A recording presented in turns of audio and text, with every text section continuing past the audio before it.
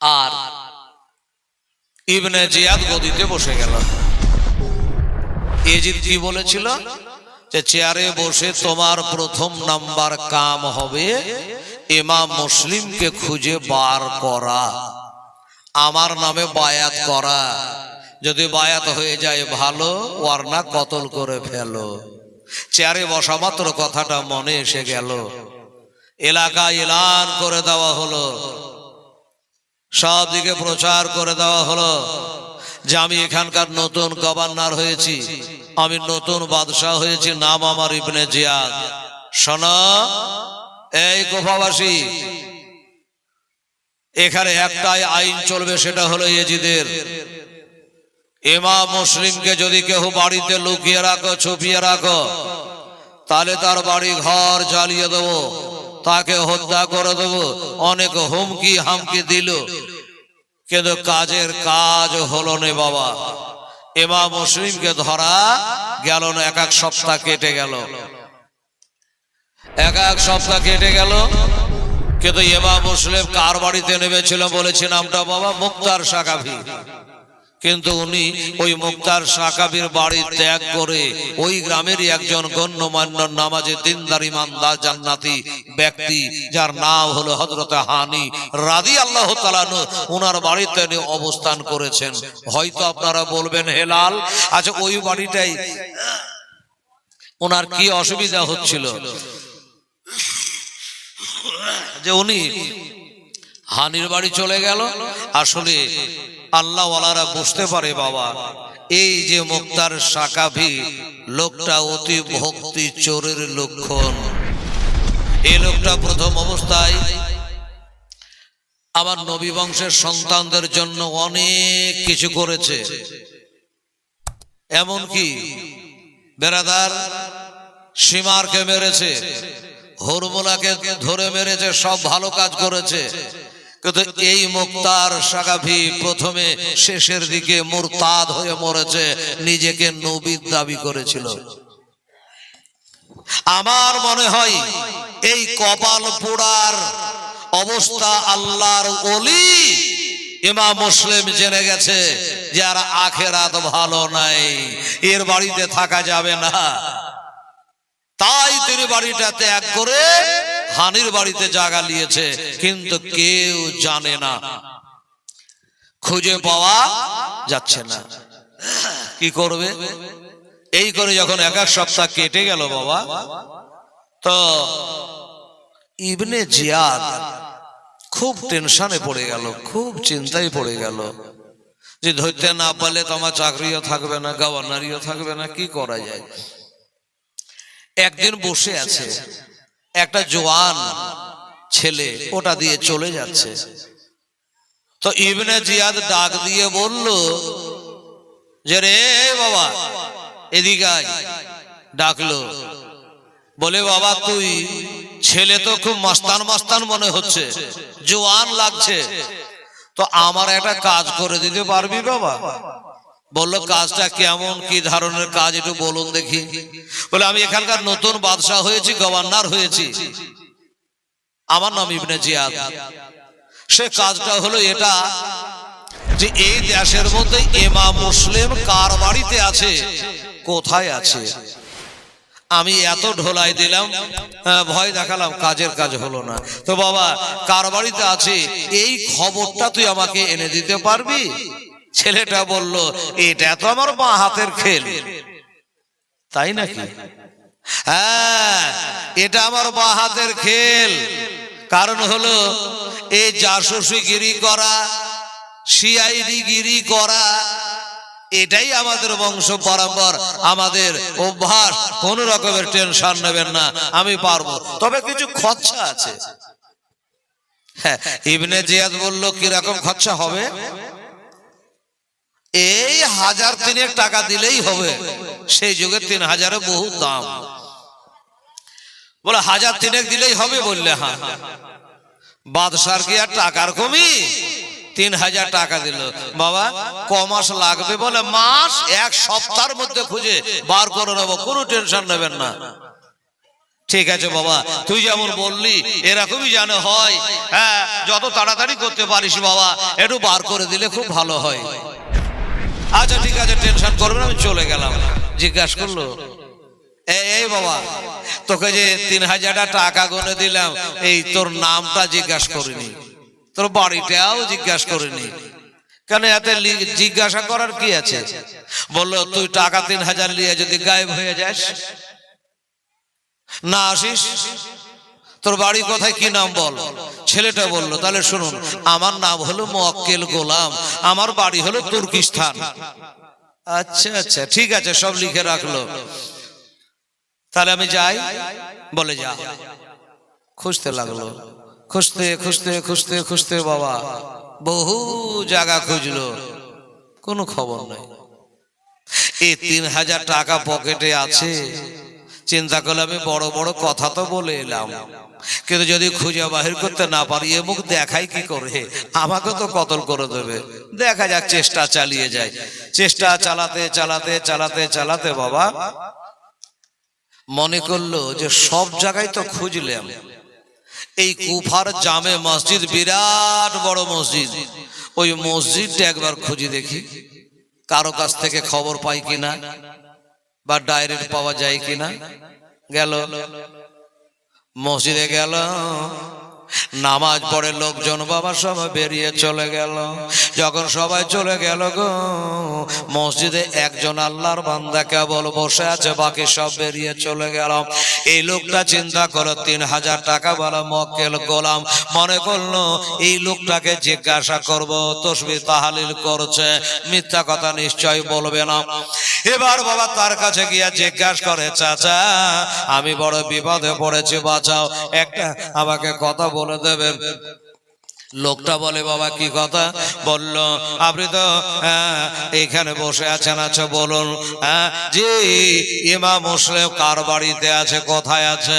আমি জীবনে অনেক গুনাহ করেছি গো বাবা, আমি বড় পাপী বান্দা। আমি শুনেছি নবী বংশের সন্তান এ পাড়াতে এসেছে, আমি তার কাছে যাব, তার হাতে পায়ে চুমা দেব, আর এ দেখেন বিশ্বাস যদি না করে 3000 টাকা আছে, এই টাকা 3000 ওনাকে দিব, দিয়া তার কাছে বায়াত হব। আচ্ছা বলে, এই কথা গেলে শুনে কোনো সিআইডি বোঝা যায়? তো বললে, হ্যাঁ রে বাবা, ঠিক আছে, তুই গুনাহ করেছিস, ভালো করেছিস, নবী বংশের ছেলে হাতে পায়ে চুমা দিবি, বায়াত হয়ে, ভালো কথা। তো মসজিদে তো নামাজ আমি একলাই পড়িনি, মেলা লোকই পড়ল। তো ওই লোক গালা যে বেরিয়ে গেল, তোরাকে জিজ্ঞাসা করলি না কেন? আমাকে নিয়ে টানাটানি কেন? আমাকে জিজ্ঞাসা করছিস কেন? তো সিআইডি তো রূপ ধারণ করতে পারে, জাসুসি। বলল, এ বেটা তো মনে হয় বলবে না লাগছে, এর মুড তো মনে হচ্ছে আলাদা। দাঁড়ারে মন, ওর জানা ছিল কুফার মানুষ, পদের লোভী, একটু যদি তাকে বাবা পদ দেওয়া যায়, বড় করা যায়, পেটের কথা উগলে দেয়। এই জোরে বাবা। এবার সেই লোকটা বলল, 3000 টাকা বালা লোকটা ওই নামাজি লোকটাকে বলছে, চাচা গো, নামাজ তো মেলা লোকে পড়লো দেখলাম, কিন্তু আপনার মতো বড় নামাজি আমার নজরে পড়ল না। মনে বড় করছে, পেটের কথা লেওয়ার লেগে। তখন এবার লোকটা বললে, যাকে বাবা, গায়ের লোক তো মানে না, ভালো কেউ বাসে না, কিন্তু আমাকে যখন বড় নামাজি বলে আখ্যা দিয়েছে, ঘোষণা করেছে, আর আমি তো জানি, না হয় বলে দি, না হয় বলে দি, বলে বাবা রে, ইমাম মুসলিম কোথায় আছে, কার বাড়িতে আছে, আমার ভালো করে জানা। মক্কেল মুখ ঘুরিয়ে মিচকে মিচকে হাসছে, হায় রে কুফার মানুষের ঈমান, ওকে বড় নামাজি বলেছে, আর বলার জন্য রেডি হয়ে গেল। হ্যাঁ, আচ্ছা বলেন কোথায় আছে? বলে, বাবা কোথায় আছে, কার বাড়িতে আছে, এই কথা যদি বলি হয়তো তুই খুঁজে হয়রান হয়ে যাবি, বা কাউকে জিজ্ঞাসা করা লাগবে, যার কারণে বাবা চল তোকে ওইখানে নিয়ে গিয়ে পৌঁছায় দি। কোথায়? যে বাড়িতে আছে। কত তাহলে আগাইছে এবার বুঝে। এমনি করে ওকে হাত ধরে নিয়ে গিয়া যেই বাড়িতে আছে হযরতে হানি রাদিয়াল্লাহু তাআলা আনহুর বাড়ির গেটে গিয়ে বাবা তাকে পৌঁছে দিয়ে বলল, এই বাড়িতে ইমাম মুসলিম রাদিয়াল্লাহু তাআলা আনহু রয়েছে, তবে যাও তাড়াতাড়ি করে এ দরজায় খটখটাও, বাড়িওয়ালা বের হয়ে আসবে, তুমি কথাবার্তা বলো, আমার ডিউটি শেষ, আমি চলে গেলাম। এই কথা বলে লোকটা বাবা চলে গেল। আর দরজায় আঘাত করলো, যেমনি দরজায় খাটখাটানো হলো। এবার মুখ ভরা নবীর সুন্নাত দাঁড়িয়ে আছে পরেশগার ব্যক্তি, এবার বাড়িহানে বের হয়ে চলে আসলো বাবা। ওই লোকটার নাম হযরতে হানি রাদিয়াল্লাহু তাআলা আনহু। এসে দাঁড়ালো, এই বাবা তোমাকে তো কোনোদিন বাজার হাটে দেখি না, মসজিদে দেখি না, দোকানপাটে দেখি না, তোমার বাড়ি কোথায় বাবা, কি খবর? বলল, আমার বাড়ি অনেক দূর, আমার বাড়ি হলো তুর্কিস্তান চাচা গো, আমার বাড়ি হলো তুর্কিস্তান, এখনই মরে গেলে চলে যাব কবরস্থান। তবে চাচা কবরে যাওয়ার কাজ কিছু করি না, আমি এত বড় পাপী, এত বড় গুনাহগার, আমার মতো গুনাহগার মনে হয় আসমানের নিচে জমিনের উপরে নাই গো চাচা। মানে অভিনয় চালু করেছে বাড়ি ঢোকার লেগে। বলে চাচা আমি শুনতে পেলাম আমার নবী বংশের একটা সন্তান নাকি আপনার বাড়িতে আশ্রয় গ্রহণ করেছে, যদি করে না বলবেন না, মিথ্যা কথা বলার সমস্ত পাপের হলো মা জ্বর, কাজে মিথ্যা বলবেন না, আমি খারাপ লোক নই। এই দেখে 3000 টাকা আছে, এই টাকা 3000 দেব, আর তার কাছে বায়াত হব। বাবা আমার মা বোনেরা, কার মনে কি আছে কে বলবে? মা এত সুন্দর কথা গেল বলল, সন্দেহ করা যায়? যায় না। বাড়ি নিয়ে গেল। এবার বাড়ি নিয়ে যাওয়ার পরে যে ঘরে আমার ইমাম মুসলিম রাদিয়াল্লাহু তাআলা আছে, ওই ঘরে বাবা প্রবেশ করলো, 2 হাঁটু পাড়া দিয়ে আদবের সঙ্গে বসলো, টাকা 3000 বার করে দিল, আর বাবা হাতে হাত দিয়ে তোবা করলো, হুজুর হাজার হলো, আপনি আমার মা ফাতেমার ঘরের লাল গো, আপনি শেরে খোদার লাল গো, আপনি নবী বংশের সন্তান গো, আমি বড় গুনাহগার, তাই আমাকে দয়া করে একটু বায়াত করলেন। 40,000 লোককে আপনি বায়াত করেছেন, আমাকেও বায়াত করেন। বায়াত করে নিল। এবার বায়াত যখন হয়ে গেল, কিছুক্ষণ থাকার পরে এবার বলে, হুজুর আমাকে বিদায় দেন, হুজুর আমাকে বিদায় দেন, আবার আসবো। এই কথা বলে বাবা ওখান থেকে বেরিয়ে গেল। এবার বেরিয়ে গিয়া ওইদিকে ইবনে জিয়াদ টাকা চাল্লা, আমি যে 3000 টাকা দিলাম, এখন পর্যন্ত আসামি এলো না, সেও তো ঘুরে আসলো না, তবে কি টাকা নিয়ে এসে পালাতক হয়ে গেছে। এবার দেখা গেল বলতে বলতে চলে আসলো। বলে, বাবা এত দেরি কেন? বলে, হুজুর বহু চেষ্টা করে আমি আপনার টাকাটা কাজে লাগিয়ে দিয়েছি। কি কাজে লাগিয়েছ? বলল, ইমাম মুসলিম রাদিয়াল্লাহু তাআলা যেই বাড়িতে আছে, ওই বাড়িতে গিয়া আমি তাকে টাকা 3000 দিয়া আমি তার হাতে হাত দিয়ে বায়াত হয়ে চলে আসলাম। ওই বাড়িওয়ালার নামটা আপনি নোট করলেন, বাড়িওয়ালার নামটা লিখেলেন, আর ওই বাড়িওয়ালাকে আপনি ডেকে পাঠান। এবার আপনি ধর পাকড়াও করে আমার কাজ শেষ হয়ে গেল। তাহলে আমি আপাতত বাড়ি যাই, আপনার কাজ আপনি করুন। ইবনে জিয়াদ বলল, না তোর বাড়ি যাওয়া এখন হবে না বাবা, আমার বাড়িতে খাওয়া দাওয়া কর, পাশে ঘরে আরাম কর। এই মুয়াক্কিল গোলাম বলল, আমার তো কোনো কাজ নেই। বলে, তোর কাজ আছে, তোর কাজ আছে, আমি জানছি তোর কাজ আছে, তুই তাড়াহুড়া করিস না, ওই ঘরটায় থাক যা। এই চিন্তা করলো, আমার কাজ তো আমি খুঁজে পাচ্ছি না, তো দেখা যাক 2 দিন থাকি। থাকলো। হানির বাড়িতে আওয়াজ দিল, হানিকে ডেকে পাঠানো হলো, আর হাকিম ডেকেছে, হাকিমের হুকুম হয়েছে, আসতেই হবে। হানি চলে আসলো। ইবনে জিয়া জিজ্ঞাসা করল, এই তোমার নাম হানি? বলল, হ্যাঁ। আমি এখানকার নতুন গভর্নর হয়েছি জানো? বলে, জানি।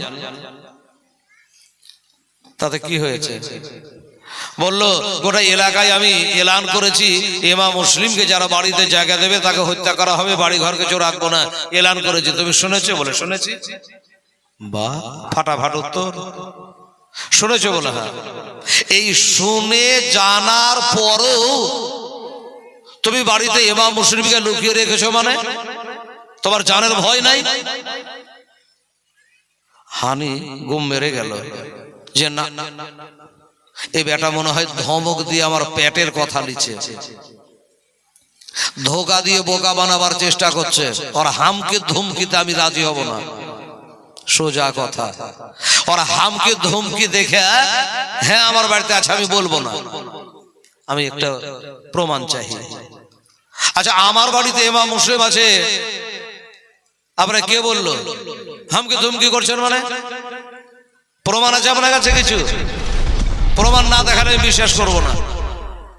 প্রমাণ লাগবে? বললাম ওই যে বললো যে আমার বাড়িতে খা, তুই থাক, মক্কেল গুলো ওই ঘরে আছে।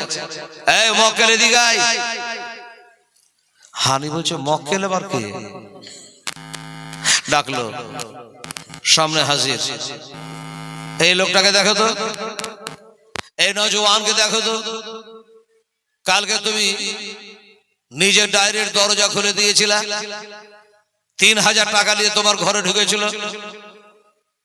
হানি তাকিয়ে দেখে অবাক, আশ্চর্য, ঠিকই তো, এই ছেলেটাকে তো কালকে দরজা খুলে দিয়েছিলাম, আমাদের বাড়ি গেছিল।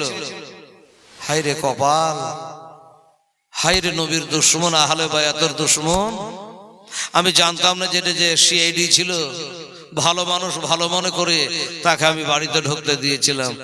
এ বেতন না বলার উপায় নেই। কি হলো? প্রমাণ পেলে? মনে পড়ে? বলল হ্যাঁ। তাহলে এবার কি করবা?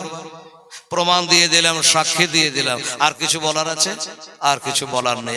এই বাবা, উল্টা তলোয়ারের বাড়ি মেরে জান্নাতি মানুষটাকে লোহলাহান করে দিয়েছে, রক্তাক্ত করে দিয়েছে রে বাবা। ছেলে ঢুকাইয়া দিল, বদমাশ লোক। এত এলান করে 3000 টাকা আবার খরচ হয়ে গেছে তোকে ধরার জন্য, যা জেলে যা। ধাক্কা মেরে জেলে ভরে তালা মেরে দিল।